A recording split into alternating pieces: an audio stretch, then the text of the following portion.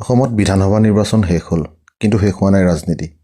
ফলাফল ঘোষণালৈ মাত্ৰ কেইটামান দিন, কিন্তু এইকেইদিনতে পোহৰলৈ আহিছে বিভিন্ন চাঞ্চল্যকৰ তথ্য। তিতাবৰৰ নিৰ্দলীয় প্ৰাৰ্থী ভাস্কৰজ্যোতি বৰুৱাৰ হৈ বিজেপিৰ নেত্ৰীয়ে গোপনে চলাইছিল নেকি নিৰ্বাচনী প্ৰচাৰ? এটি ভাইৰেল ভিডিঅ'ই এতিয়া জোকাৰি গৈছে তিতাবৰৰ ৰাজনৈতিক মহল। কি এই ৰহস্যময় চিপৰাং ৰাজনীতি? মুখ্যমন্ত্ৰী ডক্টৰ হিমন্ত বিশ্ব শৰ্মাই কৰা ভৱিষ্যতবাণীয়ে সঁচা প্ৰমাণিত হ'ব নেকি? আজিৰ এই বিশেষ প্ৰতিবেদনত আমি বিশ্লেষণ কৰিম তিতাবৰৰ সেই ভয়ংকৰ ৰাজনৈতিক সমীকৰণ।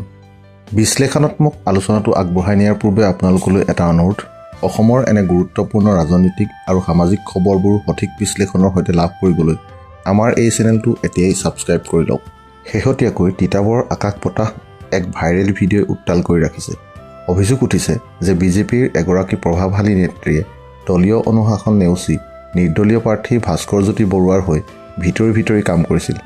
যি সময়ত তিতাবৰত বিজেপিৰ প্ৰাৰ্থী ধীৰাজ গোৱালাৰ হৈ শীৰ্ষ নেতৃত্বই দিন ৰাতি একাকাৰ কৰিছিল, তেনে সময়ত স্বয়ং বিজেপি কৰ্মীৰ এনে গোপন তৎপৰতাই এতিয়া দলীয় নেতৃত্বৰ লগতে সমগ্ৰ অসমৰ জনসাধাৰণৰ চকু কপালত তুলিছে। মন কৰিবলগীয়া যে নিৰ্বাচনী প্ৰচাৰৰ সময়ত খোদ মুখ্যমন্ত্ৰী হিমন্ত বিশ্ব শৰ্মাই তিতাবৰত এক গুৰুত্বপূৰ্ণ মন্তব্য কৰিছিল।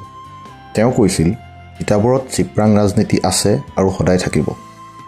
তেতিয়া বহুতৰ বাবে এয়া এক ধেমালি আছিল, কিন্তু আজিৰ পৰিস্থিতিৰ প্ৰশ্ন হয়, মুখ্যমন্ত্ৰীয়ে এই কথা আগতীয়াকৈ উমান পাইছিল নেকি?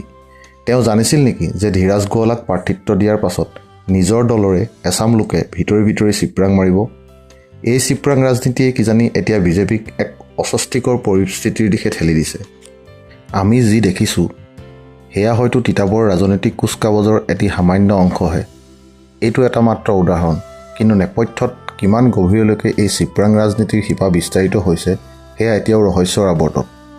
প্ৰাৰ্থী ধীৰাজ গোৱালাৰ ওপৰত কিমান দলৈকে এই চিপৰাং বহিল, কোনে গোপনে সমীকৰণ সলালে আৰু কাৰ আশীৰ্বাদ ভাস্কৰজ্যোতি বৰুৱাৰ ওপৰত পৰিল, সেই সকলোবোৰ কথা নিৰ্বাচনৰ ফলাফল ঘোষণাৰ পাছতহে পৰিষ্কাৰ হৈ ওলাই পৰিব। ৰাজনীতিৰ খেল এতিয়াও শেষ হোৱা নাই। নিৰ্বাচনৰ ফলাফললৈ সকলোৱে আগ্ৰহে ৰৈ আছে, কিন্তু এটা কথা নিশ্চিত, তিতাবৰৰ এই গোপন প্ৰচাৰ আৰু চিপৰাং ৰাজনীতিয়ে ভাস্কৰজ্যোতি বৰুৱাৰ জয়ৰ পথ মুকলি কৰিব নেকি?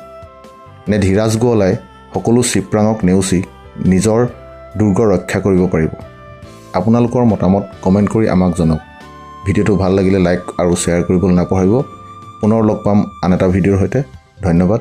জয় অসম।